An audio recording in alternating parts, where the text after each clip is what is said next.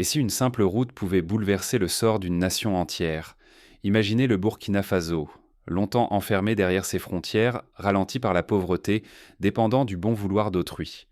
Soudain, dans la poussière rouge de la savane, des centaines de kilomètres de voies neuves se déploient, traçant de nouveaux horizons. Mais pour comprendre l'impact de ces routes, plongeons encore plus profondément dans l'histoire et la réalité du pays. Depuis l'indépendance, en 1960, le Burkina Faso, alors Haute-Volta, a lutté contre l'enclavement. Sans accès à la mer, coincé entre 6 voisins, le pays a vu son développement freiné par le manque d'infrastructures. Des routes en latérite se transformant en bourbiers dès la saison des pluies, des camions coincés pendant des jours, des récoltes perdues faute de pouvoir les transporter à temps. Voilà le quotidien de millions de Burkinabés durant des décennies. Tout commence un matin singulier, le 10 décembre 2025. Alors que le soleil s'élève sur Ouagadougou, la population retient son souffle. Ce jour-là, le Ouagadougou élit un nouveau président, Ibrahim Traoré, qui ne promet pas qu'un projet, il dévoile un rêve colossal. Bâtir chaque année entre 3000 et 5000 kilomètres de route, pour métamorphoser le cœur du Burkina Faso. Pour donner une idée de l'ampleur, c'est comme si chaque année on reliait Ouagadougou à Abidjan, soit près de 1000 kilomètres, 3 à 5 fois. Ce rythme n'a rien de comparable à ce qui s'est fait jusqu'ici dans la région. Un tel défi, c'est comme si la France décidait de reconstruire entièrement son réseau autoroutier en moins d'une décennie. Mais ces routes ne sont pas que du béton coulé sur la terre. Elles sont le souffle d'un espoir inédit, la promesse d'une autonomie conquise, d'une prospérité partagée, d'une unité nationale enfin possible. Chaque tronçon devient un lien vital. Il relie les villages oubliés, ouvre les marchés, insuffle la vie là où elle étouffait. Prenons l'exemple du village de Zignaré, à une cinquantaine de kilomètres de la capitale. Pendant des années, l'accès était si difficile que les ambulances refusaient parfois d'y aller en saison des pluies. Avec la nouvelle route, construite en 2026, les urgences médicales sont traitées à temps, les commerçants vendent leurs produits à Ouagadougou et les jeunes restent pour développer leur région. Derrière les machines, l'ambition est limpide, refuser la dépendance extérieure. Ibrahim Traoré le martèle, désormais le destin du pays ne se jouera plus ailleurs. Le Burkina Faso veut écrire seul sa renaissance sur ses propres routes par sa propre volonté. Ce n'est pas la première fois dans l'histoire qu'une nation tente de briser ses chaînes par l'infrastructure. L'Allemagne de l'Ouest, après la Deuxième Guerre mondiale, a reconstruit ses autoroutes pour relancer l'économie. La Chine, dans les années 90, a parié sur les routes et les trains pour sortir des centaines de millions de personnes de la pauvreté. Mais pour le Burkina Faso, le pari est encore plus audacieux. Il s'agit de faire tout cela avec des ressources limitées, en pleine instabilité régionale, et sans compter sur une aide massive de l'extérieur. Mais relever ce défi, c'est aussi marcher sur un fil tendu. Si le bitume s'arrête avant les derniers hameaux, si la poussière reprend ses droits, alors le pays pourrait retomber dans l'isolement, la pauvreté, la dépendance. Les générations à venir perdraient non ce souffle d'espoir qui les pousse aujourd'hui. C'est un peu comme si, après avoir ouvert une porte sur le monde, on la refermait brusquement, laissant une jeunesse pleine d'attentes dans le noir de l'incertitude.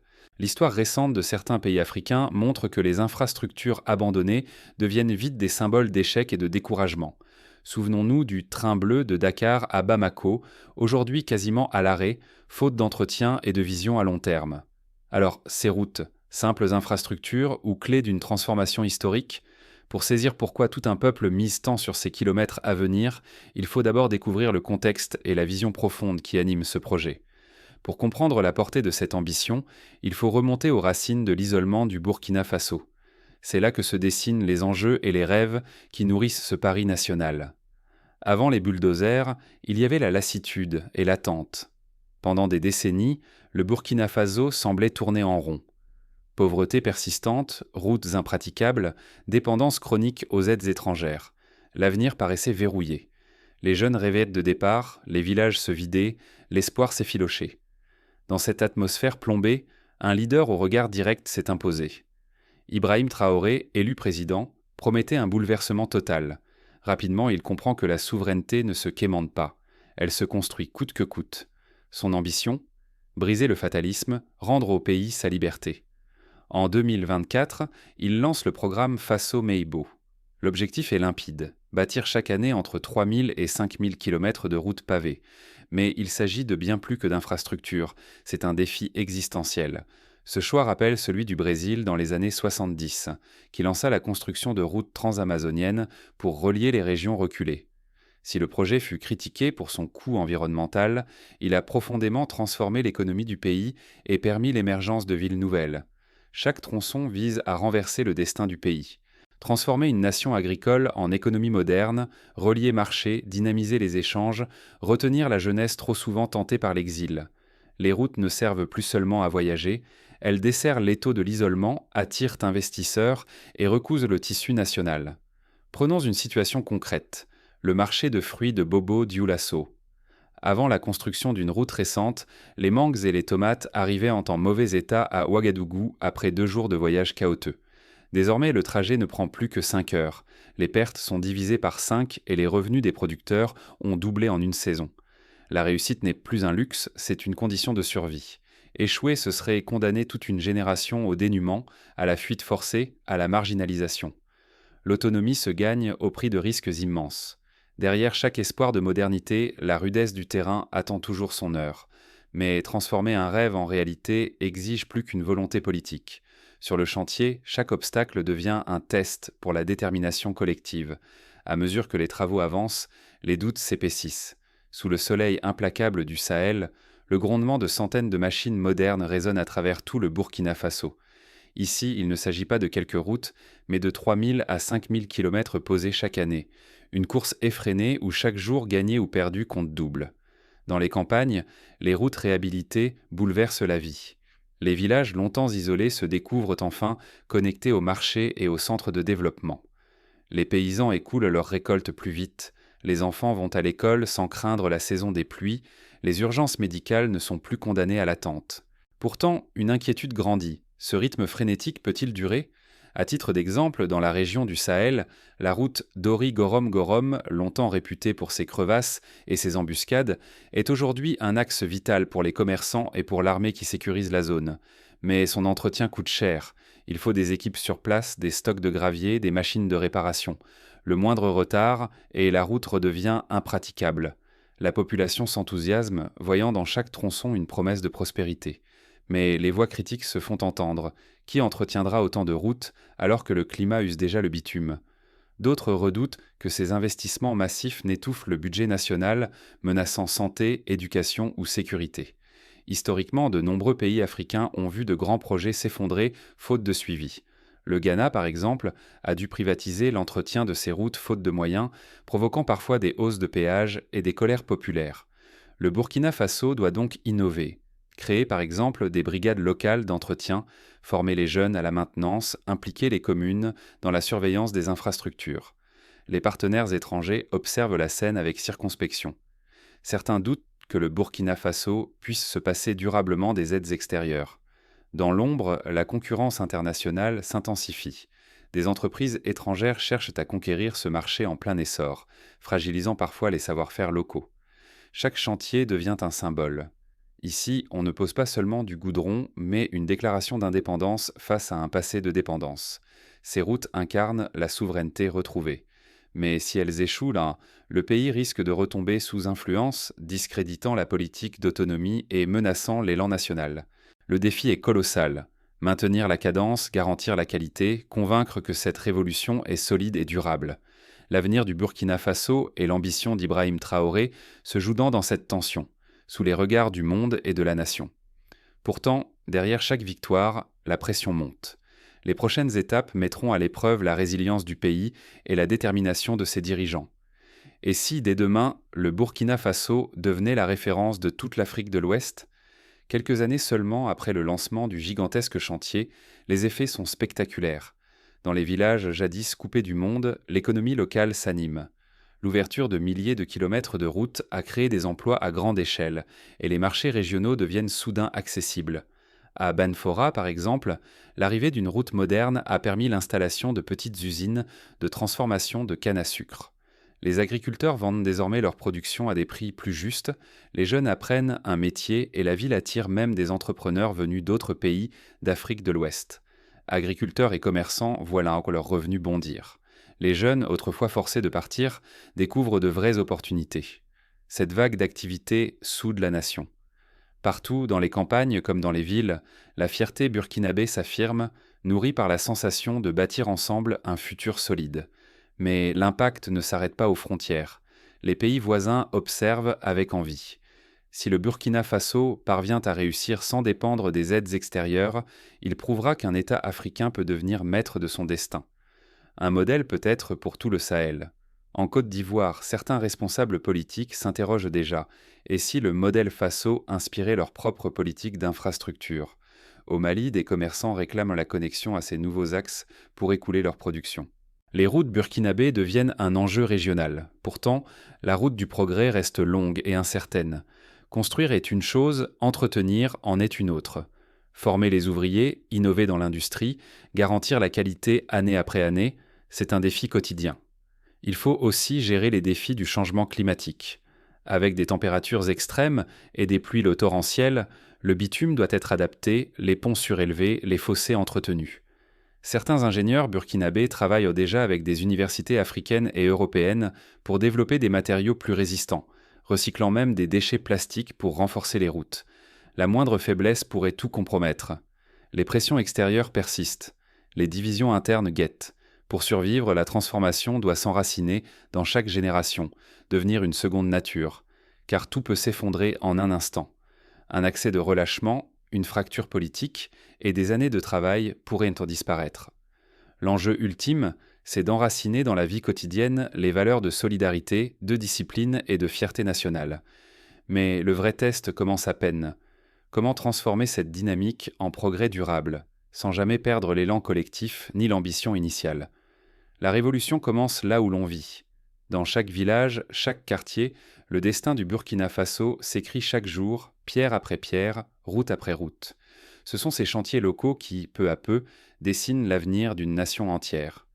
Pour illustrer, à Kaya, des comités de quartier s'organisent pour surveiller l'état des routes et signaler les besoins de réparation.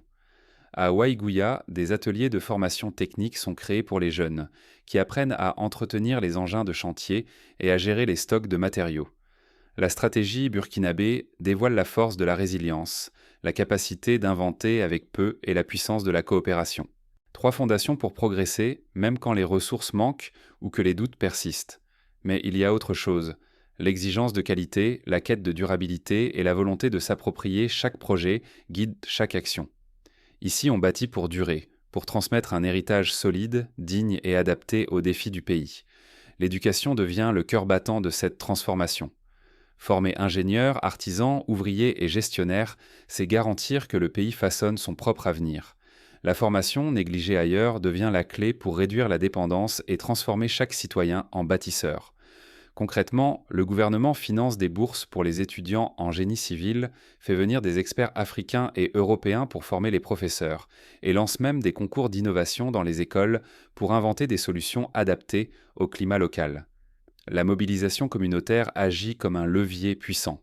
Quand chacun se sent concerné, chaque geste compte. Surveiller un chantier, encourager la jeunesse, proposer des idées nouvelles. L'unité nationale devient concrète, nourrie par la confiance dans le leadership et le sentiment de bâtir un avenir commun. Construire des routes, c'est aussi renforcer ce qui ne se voit pas tout de suite, la solidarité, la fierté et la foi en demain. Au-delà de l'asphalte, c'est le tissu social qui se fortifie, l'âme d'un peuple qui prend de la hauteur. Mais attention, sans engagement collectif, même la meilleure route finit par se fissurer. L'avenir du Burkina Faso dépend de la volonté de tous, du courage de dépasser les intérêts personnels pour rejoindre un projet porteur d'espoir. Pour cela, des campagnes de sensibilisation sont lancées à la radio nationale dans différentes langues locales afin d'expliquer à chaque citoyen son rôle dans cette transformation. Les écoles organisent des journées de la route où les élèves découvrent les métiers liés aux infrastructures et participent à des jeux éducatifs sur la sécurité et l'entretien. La question demeure, êtes-vous prêt à croire en ce futur et à y prendre part d'une façon ou d'une autre? Ce mouvement ne s'arrête pas aux frontières des chantiers. Il porte l'espoir d'un pays qui avance, main dans la main, vers une nouvelle ère de souveraineté et de fierté. Personne ne parcourt la route de l'indépendance en solitaire. Chaque pas posé, chaque mètre ouvert, chaque main qui saisit une pelle sur ce gigantesque chantier illustre la volonté partagée de briser les chaînes de la dépendance. Ici, au-delà du goudron, c'est la fierté d'un peuple qui éclate, déterminé à façonner son avenir sans attendre le feu vert d'autrui. Ce tournant est décisif. Si le Burkina Faso ne saisit pas cette opportunité, il risque de rester simple spectateur de sa destinée. condamné à subir les décisions d'autres, alors qu'il possède la force de devenir un modèle pour toute l'Afrique de l'Ouest. Renoncer à agir aujourd'hui, c'est concéder à la résignation une victoire silencieuse, c'est étouffer l'espoir sous le poids de l'habitude. Pour chaque Burkinabé, ces routes sont bien plus que des tracés sur la terre.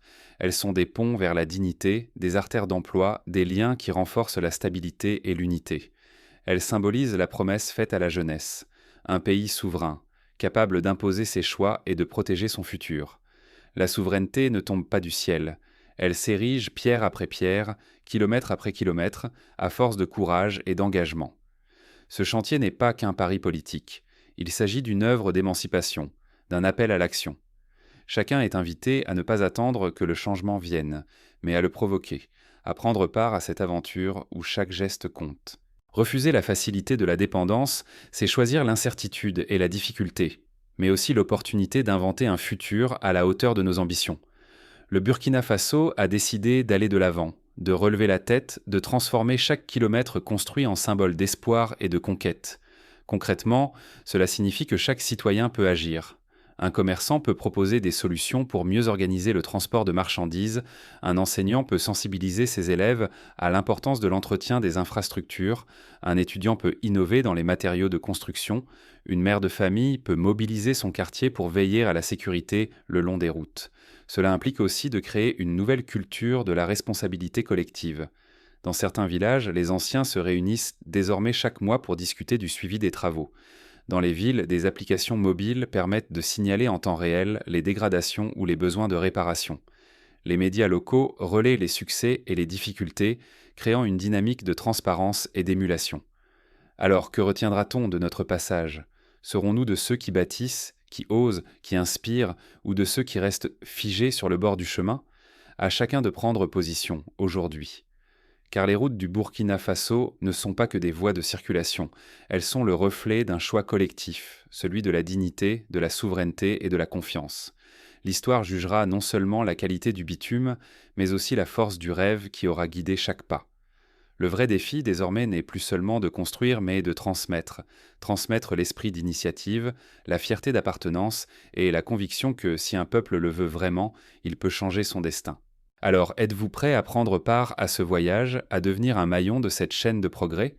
Le futur du Burkina Faso s'écrit aujourd'hui, sur chaque route, dans chaque cœur.